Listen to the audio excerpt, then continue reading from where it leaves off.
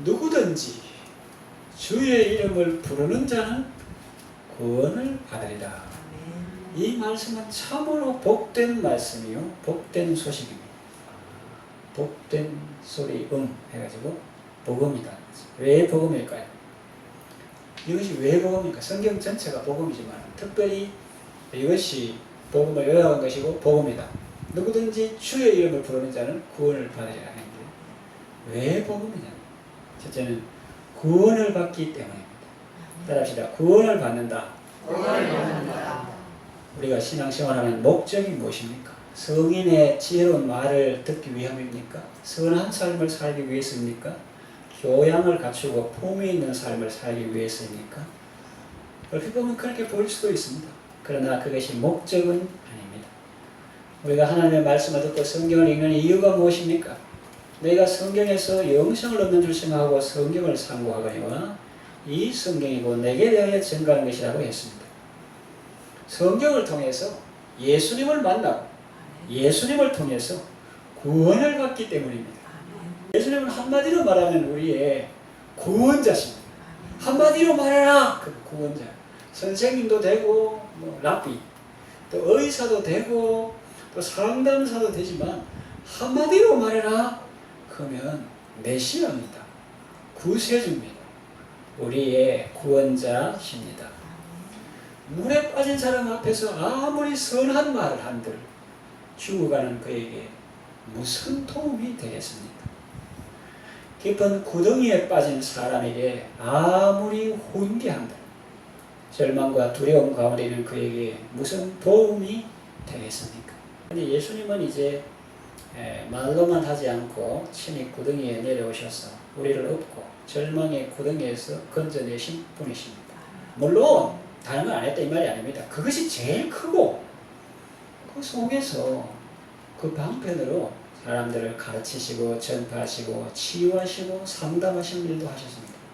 그러나 가장 근본적이고 주된 사역은 구원 사역이었고 앞서 말한 모든 사역도 다 우리의 구원을 위한 사역이었습니다.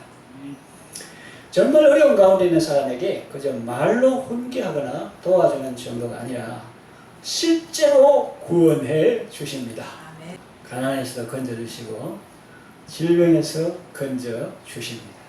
정말로 절망에서 건져주십니다. 이거는 말이 아니라 실제입니다. 교양이 아니라 생명입니다. 그래서 복음인 것입니다. 왜 복음인가? 첫째, 구원을 받기 때문에.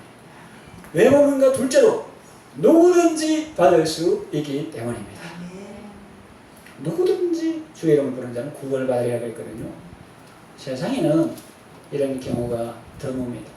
누구나 다 받을 수 있는 것은 많지 않습니다. 조건이 없다 해도 직접 가보면 있습니다. 그 땅콩 박사로 유명한 조지 워싱턴 카버가 흑인이거든요. 그런데 대학에 합격했습니다. 그런데 입학하러 갔는데 그제야 자기들이 뭐라는 거예요. 흑인은 안 된다 이렇게. 그럼 미리 그 신문에 낼 때 그 흑인은 안 된다 이렇게 해야지. 그러면 예상하지 못했고 이 사람이 막 노력해가지고 그 갔는데 다 했는데 왜 안 되냐? 흑인은 안 된다. 또 물건을 파는 사람도 다 주는 것처럼 말해서 실제로 가보면 받기가 아주 까다로운 경우가 많이 있습니다. 제가 그랬다니까요. 뭐 해가지고 우리 그 가게 오면 넥타이를 무료로 가져가실 수 있습니다. 그래가지고 이제 순진하게 좋다고 한 마리 더 가니까 보더니 벌써 이 자기 돈 가지고 사러 오는 사람하고 이게 표 가지고 오는 사람 다르거든. 그러니까 이제 이쪽에는 하지 마시고 좀 구체합니까? 목사가 좀 철학이 뭡니까? 시골에 이쪽에는 하지 마시고 저 밑에서부터 골라보세요. 그런 경우가 많아요. 그래서 그나마 공짜로 받을 수 있는 것은 값이 싼 물건인 경우가 많습니다. 그것도 어떤 상수에 일단 사람을 오게 해가지고 있다. 거기서 5,000원짜리 사실은 못 씁니다. 그러면서 이제 그 오게 해가지고 일단 그 의외를 이제 사게 하죠. 값이 싼 물건이 아니라 아주 이 복음은 보배로운 하나님의 선물입니다. 그런데도 누구든지 다 받을 수 있다니 이게 정말 복음 아닙니까? 좀 구체적으로 살펴보면 먼저 대상입니다. 대상, 예를 알아듣기 쉽게 들겠습니다. 천국에, 여러분들 핸드폰 갖고 있죠? 그것처럼 천국에 헤븐폰을 걸었는데 거기서 지금은 통화 중이오니 잠시 후에 다시 걸어주시기 바랍니다. 이런 멘트 들은 적 있습니까? 혹은 지금은 미국의 유명한 목사와 3만 명 교인 거느린, 거느렸다는 표현도 이상하지만 세상에서 그랬어요. 그 좋은 말 아닙니다. 3만 명 교인을 거느린 미국의 유명한 목사와 통화하고 있으니 잠시 기다려주세요. 이런 멘트 들은 적 있습니까? 여러분 헤븐폰, 다시 말하면 기도할 때 바로 하나님께서 응답 안 하시고 이렇게 현상을 통해서 이런 멘트 들은 적 있습니까? 없죠. 헤븐폰을 걸면 언제나 통화가 가능합니다. 밤중에도 가능하고 새벽에도 가능합니다. 나 지금 시간 없어. 그러신 적 한 번도 없습니다. 졸리는 음성으로 귀찮다는 듯이 받는 일도 없습니다. 언제나 환영입니다. 자녀인 우리의 기도 소리는 하나님 아버지의 마음의 귀의 음악 소리와 같습니다. 하나님은 사람을 차별하지 않습니다. 마치 나 한 사람을 상대하듯 이 지구에 수많은 사람들이 있는데도 대화할 때는 언제나 나 한 사람을 상대하듯 변함없는 사랑과 친절로 함께 해주십니다. 그러니까 복음 아닙니까?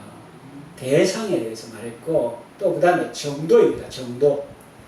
어느 정도 할 때 정도. 자, 사람들은 귀가 안 들리는 것도 어느 정도는 그 기능이 살아있어야 회복시킬 수 있다고 합니다. 그래서 의사들도 유명한 사람도 가자. 기능이 살아있네. 그 제가 잘하면 그래도 조금 해보겠습니다. 이건 아예 죽었네. 이거는 아무리 해도 안 되겠습니다. 뭐 이런 말 하잖아요. 그러나 성경은 죽은 것도 살릴 수 있다고 합니다. 그렇다면 몸의 일부분 기능 죽은 걸 살리는 것은 문제가 안 됩니다. 이것은 정말 놀랍습니다. 자, 가정에 대해 예를 들어볼까요? 사회 이런 심리학에 대해서 사람들은 보통 역기능 가정에서 자란 아이, 숨기는 가정은 부부가 서로 사랑하고 자녀가 순종하고 부모가 자녀를 사랑하는 부자자효, 어른은 자비로서 또 자녀는 효로서 부부간에 사랑하고 이런 데서 이제 좋은 거 배우고 이제 면역력이 크고 이런 걸 숨기는 가정이라고, 엮이는 가정은 이렇게 이제 부부가 서로 싸우고 또 자녀들이 집 나가고 이런 가정이라고 볼 수 있는데, 왜 사람들이 보통 학문에서 엮이는 가정에서 자란 아이는 상처와 아픔이 많고 그것을 회복시키는데 사회가 고스란히 그 비용이나 대가를 지불해야 한다고 말합니다. 일반 학예 심리학자들이 그렇게 말하죠. 그래서 아버지가 외도하고 무너진 가정의 자녀들은 하나님을 아버지라 부르기 힘듭니다. 왜냐하면 아버지는 말은 안 해도 자기 마음속에 원수인데 하나님 보고 아버지 쾌락하니까 부르기 힘든 거예요. 이게 세상 이야기입니다. 일반적으로 학문에서. 그러니까 세상은 조건을 봅니다. 그래서 이런 환경에서 자란 아이들은 회복하기가 상당히 어렵다고 말합니다. 참고할 수 있습니다. 그러나 이것은 학문이지 복음은 아닙니다. 복음은 뭐냐? 성경을 보면 놀라운 일들이 많습니다. 나병 환자가 즉시 나음을 받습니다. 38년 된 병자도 고침을 받습니다. 그러니까 이 정도에서 보면 사람들 좀 살아 있으면 잘해보면 가능이 있겠다 하고 죽으면 아예 안 된다 하지만은 성경에는 아예 전혀 기능이 없는 그런 소경도 눈을 뜨고 걸어본 적이 없는 안전병이도 일어납니다. 심지어는 죽은 자도 다시 살아납니다. 그러니 복음이죠. 기도의 세계에는 제한이 없습니다. 무엇이나 다 주 예수님께 다 아뢰일 수 있습니다. 그렇습니까? 그렇잖아요. 지금까지 그렇게 찬송했으니까요. 무엇이나 근심하지 말고 주 예수께 아뢰라. 지금 아멘 안 하신 분은 다음부터 가사를 바꿔서 골라가면서 아뢰라 이러시면 자, 다 아뢰일 수 있습니다. 왜냐하면 구약의 성경도 보니까요, 아버지가 악한 왕인데도 아들은 선한 왕도 있더라고요. 그러니 누구를 탓하거나 핑계할 수 없습니다. 무슨 말이냐면 아버지가 방탕하고 술꾼인데 아이가 있어요. 아이가 상동이. 한동인데. 그러니까 세월이 지나가지고 이제 학자들이 그 아이를 찾아봤어요. 하나는 아버지하고 똑같은 술꾼, 남문꾼, 폐인 이렇게 돼 있고 하나는 정반대로 되어 있습니다. 그리고 정말 학문에서 연구한 그 결과인데. 그래서 그 인터뷰하는 사람이 먼저 얘한테 물었습니다. 제가 아버지하고 똑같이 그런 삶을 살고 있는 아이에게 어떻게 하다 그렇게 됐니? 이렇게 하니까 그 아이 대답이 기자를 보면서 그럴 수밖에 없잖아요. 그랬다는 거예요. 그런데 그 반대의 삶을 살고 있는 그 아이에게 가서 인터뷰를 아버지도 그렇고 한데 너는 어떻게 이랬어? 이렇게 됐니? 하니까 말은 같은데 표정이 다릅니다. 그럴 수밖에 없잖아요. 그랬다는 거예요. 그러니까 얘 말은 아버지가 그런데 내가 보고 들은 게 그거밖에 없는데 이랬고 얘는 그러니까 난 절대로 그런 삶을 안 살아야겠다. 그러니까 뭘 말하면 부모를 타담 안 한다. 그 부모한테 하는 말은 아니라 아이한테. 부모는 자기가 그 말 하면 안 돼. 남의 할 말 자기가 하면 안 되지. 그런데 이제 자녀들은 부모를 타담은 안 되고 나의 참 아버지 되신 하나님을 통해서 아버지의 사랑을 받고 또 그 부모까지도 용서하고 전도할 수 있는 그런 사람이 되면 정말로 훌륭한 사람이죠. 물론 부모는 자녀를 잘 양육해야 합니다. 그렇지만 자녀는 부모를 핑계할 수 없습니다. 이와 같이 신앙 세계에는 제한이 없습니다. 그러니까 큰 믿음으로 기도하시고 무엇이든지 주 예수님 앞에 다 아뢰시고 응답받는 여러분 되시기 바랍니다. 세 번째, 뭐 하나 빠졌지요? 자, 누구든지 구원을 받으리라. 하나 뭐 빠졌습니까? 따라합시다. 주의 이름을 주셨다. 이게 복음입니다. 복음. 주의 이름을 주셨습니다. 자기 인감 도장을 아무에게나 맡기지 않습니다. 그런데 예수님은 자기 인감 도장을 우리에게 주셨습니다. 내 이름으로 무엇이든지 내게 구하면 내가 시행하리라. 누구든지 주의 이름을 부르는 자는 구원을 받으리라. 자, 우리가 부를 수 있는 아주 효력이 있는 이름, 귀신들도 알고 떠는 이름 지금 제가 하는 말입니까? 물론 제 입으로 나오지만 제가 하는 말이지만 이게 어디 나와요? 야고보서에 나오잖아요. 네가 하나님은 한 분이 있을 줄 아느냐? 이 허탄한 사람아 귀신들도 알고 떠느니라. 이렇게 하면서 거기는 이제 말이 중요한 게 아니고 행함, 믿음이 중요하다. 이걸 이제 말하는데 그 본문에서요. 이 예수님의 이름은 귀신들도 알고 떠는 이름입니다. 모든 이름 위에 뛰어난 이름입니다. 그 예수님의 이름을 우리에게 주셨습니다. 왜 주셨습니까? 마음껏 부르고 마음껏 활용하라고 우리에게 주셨습니다. 그 열쇠를 가지고 안 열릴 문은 없습니다. 금생에도 없고 내시에도 없습니다. 성가에 보면은 옛날에 보면 문을 이렇게 드르륵 내놔가지고 억수로 무겁습니다. 그리고 이제 자기 아군이 들어올 때는 문을 올리고 그 다음에 적군할 때는 콱 막고 이러잖아요. 속에 빗장도 있고 하는데 문들아 머리 들어라 영원한 문들아 들릴지라. 예를 들어서 수천 년 동안 꿈쩍도 않고 있던 문이 있어. 예를 들면 영생의 문이라든지 지옥의 문 이런 거. 그런데 어떤 분이 문들아 머리 들어라 하니까 네가 누군데 내 잠을 깨우는 잠자는 사자처럼 내가 수천 년 동안 내가 가만히 있는데 이걸 깨우는 인간은 없어. 누구냐 하면 영광의 왕이 들어가신다. 그럼 벌떡 깨가지고 영광의 왕이 누구시냐? 강하고 능하신 주시오 전쟁에 능하신 여호와시다. 그러니까 문들이 막 스르륵 열리는 거예요. 그래서 여러분이 그냥 가면 네가 누군데 내를 깨우냐? 수천 년 동안 있었는데 이 문 여는 사람 아무도 없었어.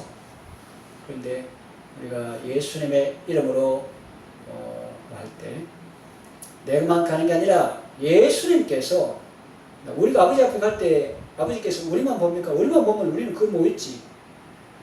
네 누구? 이렇게 하면 아무게 네 술자리는 그거 아니다 지옥이다 이렇게 돼요. 그런데 예수님께서 우리 손을 잡고 가시면 하나님은 우리를 보는 것이 아니라 예수님을 보시고 예수님을 통해서 우리를 보시기 때문에 더럽습니까? 깨끗합니까? 깨끗하지.